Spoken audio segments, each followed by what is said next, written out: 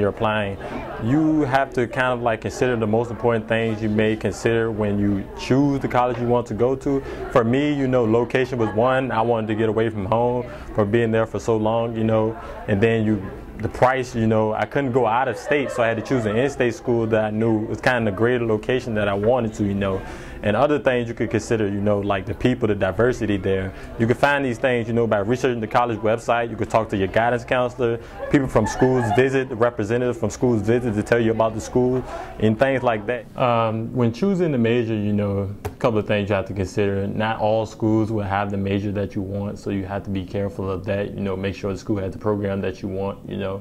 You have to be aware of, you know, class size, teacher to student ratio, you know, if it's a smaller class, the lecture will probably be bigger. If it's a bigger class, probably more discussion. So you probably teachers want to get all students involved in participation, you know, so you have those things. And, you know, even if you have your major chosen before you come here, you know, that's good. But if you don't, you know, you don't have to stress it out. You know, you're just a freshman coming into college, and you have advisors here that can help you out with things like that.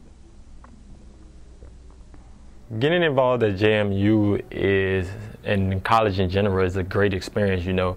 Organizations do a lot of things, you know, as far as they may take trips, they may do community service things, ways you can help out the community. So kind of, you know, other than, you know, the academic side, you can make an impact on the community, you know, and kind of give back to, you know, how you got here. Financial aid is a big part in applying for college, because it can determine what type of school you want to go to, or where in-state, out-of-state tuition rates vary. So, you know, for starters, you know, you can apply for, you need to fill out your FAFSA, which starts in January, and you want to get it done as soon as possible, because that can arguably be the most stressful part of college and applying for college if you don't have your financial aid straight.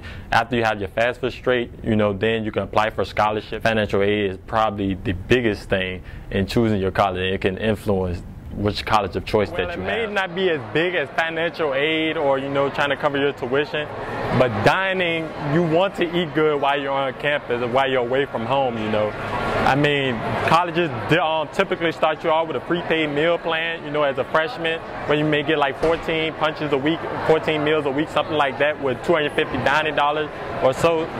And then after that, depending on whether you move off campus or stay on, your meal plan can change, or you can change it as you would like. So dining, you know, you want to eat good while you're at school.